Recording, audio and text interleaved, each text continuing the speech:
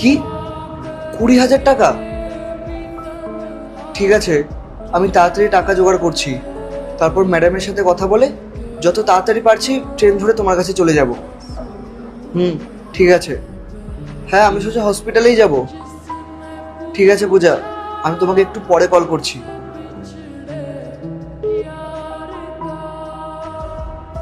আমি তো পূজাকে বলেও দিলাম, কিন্তু অতগুলো টাকা আমি কোথায় পাবো?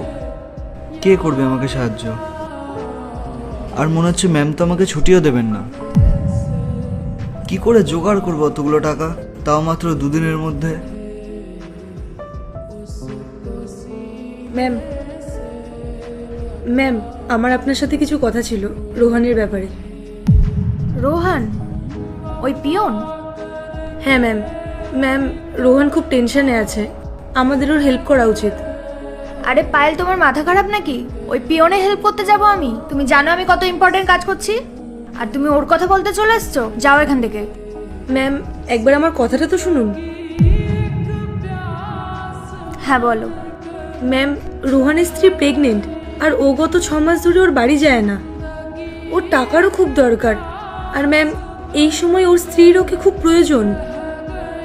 ও নিজের থেকে তো টাকা চাইবে না, তাই আমার মনে হয় আমাদের ওর হেল্প করা উচিত। তুমি একদম ঠিক বলেছো পায়েল। রোহান এই কোম্পানিতে 10 বছর ধরে কাজ করে, আর আমি কখনো ওর বিষয়ে ভাবিইনি। ঠিক আছে, আমার কাছে একটা প্ল্যান আছে। আমি তোমাকে যেমন যেমন করতে বলবো ঠিক তেমনই তোমাকে করতে হবে। হ্যাঁ বলুন ম্যাম।